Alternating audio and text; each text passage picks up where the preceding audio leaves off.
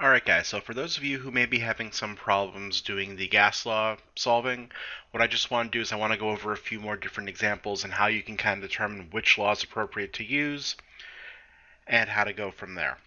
Right, so what I have up here on this slide is just a list of steps that would be helpful for you to follow when you're trying to go through and do this. Right, so first thing you should always do is label whatever variables you have. You want to label them either pressure, volume, temperature, number of moles, whatever you can find from those amounts. Now, if you have more than one of a variable, so if you're given two pressures, you want to label one of them P1, the other one P2. But make sure when you do this that you are consistent and you have each variable go with what it belongs with. Right, so when we do one of the combined gas law problems, you'll kind of see what I mean. Once you've labeled what variables you have, the variables will tell you which equation to use, right? Because if we're doing, for example, a Boyle's law problem, Boyle's law is P1, V1 is P2, V2. So if we're doing this problem, I should have three of these four variables. I should have two pressures and a volume, or two volumes and a pressure, and nothing else. Right? If we're doing the combined gas law, I should have five variables given to me, and I'd have to solve for a sixth one. If we're doing an ideal gas law, I should have some way to find the number of moles. Now, key thing here is that if I give you a chemical equation, odds are you're going to have to do some stoichiometry with it at some point. So please keep that in mind. Once you've labeled your variables and once you've figured out which gas law you want to use, perform any of the necessary conversions. Again, for the three basic gas laws and the combined gas law, the unit of pressure and volume don't matter as long as they're the same on both sides. But temperature always has to be in Kelvin. For the ideal gas law, units are really important. So make sure whatever conversions you have to do, you do those before you start plugging in. And then the last thing you do is you just plug in the numbers, do your algebra, and come out with a solution. Right, so what I would recommend doing is as I go over each of the problems, when I get to the point where I'm about ready to start solving it, I want you to pause, try to solve the problem on your own, and then pick the video up when I go over the work and compare your answer to mine. Alright, so we'll start off with a sample problem. We have some gas, 800 milliliters at 23 degrees and 300 torr, new volume at 227 degrees Celsius and 600 torr. So we have a lot of variables here to work with. We'll start labeling. Right, so first thing I have here is 800 milliliters. 800 milliliters is a volume. Now, given the fact that I have like 5 different variables here, I'm going to assume I'm going to label this as V1. Right, then I come across negative 23 degrees Celsius. This is going to be T1. And 300 torr is going to be pressure 1. Notice how I label all of these as 1 because all of these belong together. Right, so they're together in the question, they probably belong together. Please read the question carefully, make sure that you pick the right designation for each of the variables. What would the new volume be? So new volume means my second volume, or V2, at 227, so that's T2, and 600 torr is P2. So now I've labeled my variables. I have P1, V1, T1, P2, V2, and T2. This indicates that I need to do a combined gas law problem. Right, so my combined gas law, P1, V1 over T1 is P2, V2 over T2. So I now have which law I want to use. I should now do any conversions that I need to do. Volume, I don't have to do any conversion because I only have milliliters for the unit, which means my answer will just be in mils. Temperature, I do have to convert, right? So I have to convert Celsius into Kelvin. To do that, I just add 273, right? So Kelvin equals Celsius plus 273. So 273 plus 23 is going to give me 296 Kelvin for my temperature 1. And my temperature 2 is going to be 500 on the dot, it looks like. So 500 Kelvin for temperature 2. Pressure, again, because I'm not in the ideal gas law, It doesn't matter what unit of pressure I'm in as long as they're both the same. Pressure 1 is in torr, pressure 2 is also in torr, so they're good to go. I can just plug them in and go. All right, now that I have all my variables, we're going to plug in our numbers. So P1, pressure 1 is 300 torr. I'll put all these in just for the time being. Volume 1, 800 ml over temperature 1, which is 296 Kelvin, equals pressure 2 is 600 torr. Volume 2, I don't know. Temperature 2 is 500 Kelvin. Now torr and torr, Kelvin and Kelvin will all cancel out before I go and do anything. So now I'm going to cross multiply all this. I'm going to wind up with 300 times 800 milliliters times 500 equals 600 times 296 times V2. Now I divide both sides to get V2 isolated. Divided by 296, and I do that here. 600, 296. These cancel. I can make my life a little bit easier. Right, 300 and 600 just cancels out to 1 over 2. So that'll just make my math a little bit quicker. And when I plug this in, I'm going to get V2 equals 800 times 500 divided by 296. I'm going to plug that into my calculator, so 800 times 500 divided by 296. And I get an answer of, and this is going to be the sig figs, I get 3 of them here, 1,350. And my unit, because I'm looking for volume, is milliliters. Right, so that kind of makes sense. If I increase the temperature, if I more than double the temperature, I should increase the volume. Right, so that was the combined gas law problem. And once we label it, you just plug it in and you go. Now let's look at the second one. So for the second one, we want to know how many grams of oxygen are contained in a certain container at a pressure and a temperature.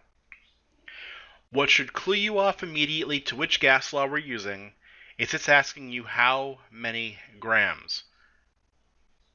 Grams relates to moles, right? So moles means ideal gas law. Right, so if you see moles, you're automatically looking for ideal gas law somewhere. And we just label, I have volume, I have pressure, I have temperature. Right, so our ideal gas law, which is what we're using here, PV equals nRT.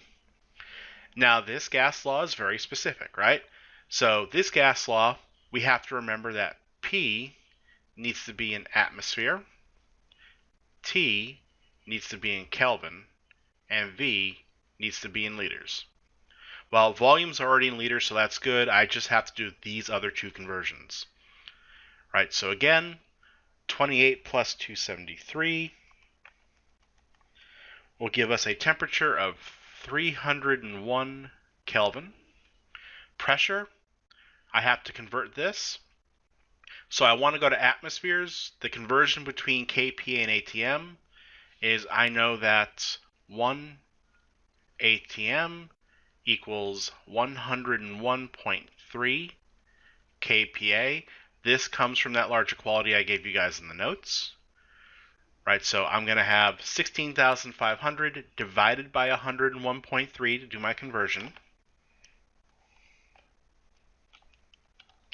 And that gives me 162 point, and I'll say 88. You don't have to worry about sig figs when you're just working with the problem only at the end. Right, and this would be ATM. It's a really high pressure. Usually when you ship gases, you ship them at very high pressures. That way you can maximize the amount you can transport at one time. And now we just plug it in. So we have pressure, right? So 162.88 atmospheres. We have volume. Volume was 55.0 liters. Equals number of moles we don't have. R is a constant. So R is 0.0821 liter atmosphere per mole Kelvin. And our temperature is 301 Kelvin. Again, cancel units. The only unit that hasn't canceled out is mole, so that's what my answer is going to be. Isolate N. So N is 162.88 times 55 over 0.0821 and 301. We plug these in. So 162.88 times 55 divided by the denominator.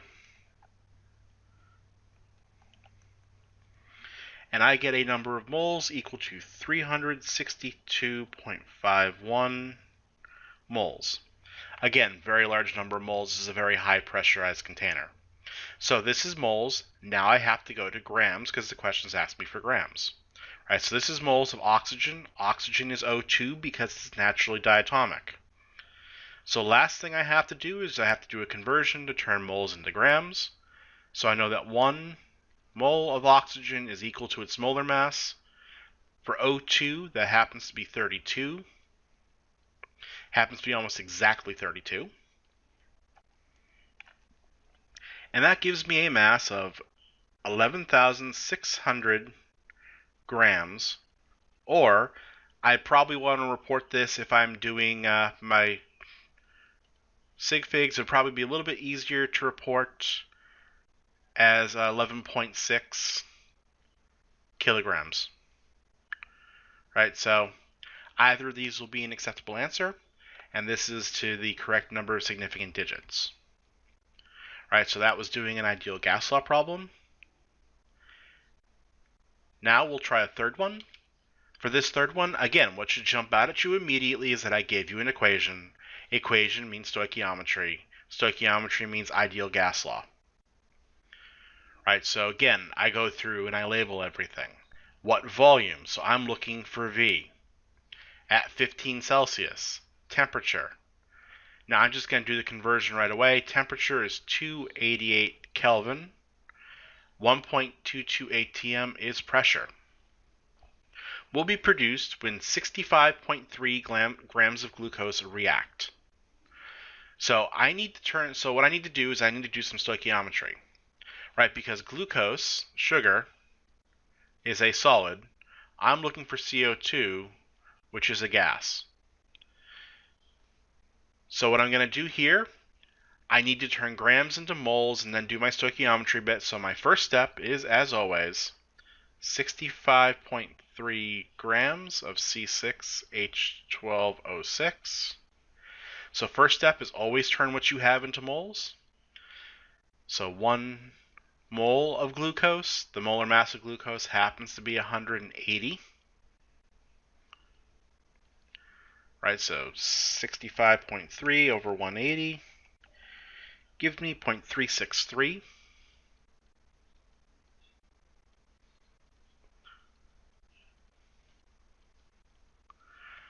That's my first step. My second step is I need to turn glucose into CO2, so I need to do my mole ratio. So 0.363 moles of glucose. That should be number 6. My mole ratio, I want to be in CO2. I'm coming from glucose. I take my numbers from the equation's coefficients. The coefficient for glucose is 1. For carbon dioxide is a 6, right? So the 1 from here and the 6 from here. Glucose will cancel out. So multiplied by 6. That gives me 2.18 moles of CO2. So that is N. So now I have pressure, temperature, number of moles. I'm solving for volume. This is an ideal gas law problem, right? So for 3, I want to convert moles into volume. So PV equals nRT. Pressure is 1.22. Volume, I don't know. Moles is 2.18. R is 0.0821. And T is 288. Solve for V.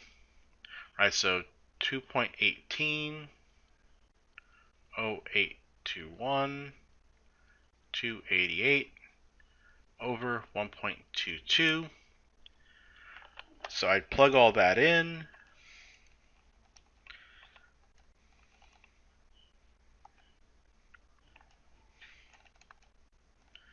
And I wind up with a volume of 42.2 liters. And this is of CO2 gas. Right, so again, this is doing stoichiometry. The equation here is the big tip-off. And then you follow your 3 steps. You convert what you're given into moles, you do your ratio, and then you convert from moles to whatever you're looking for. Sometimes you'll do the ideal gas problem in the beginning. Sometimes you'll do it at the end. Sometimes you won't even have to do one if I'm being nice. Alright, so those are solving some different gas law problems, and I hope you found that helpful.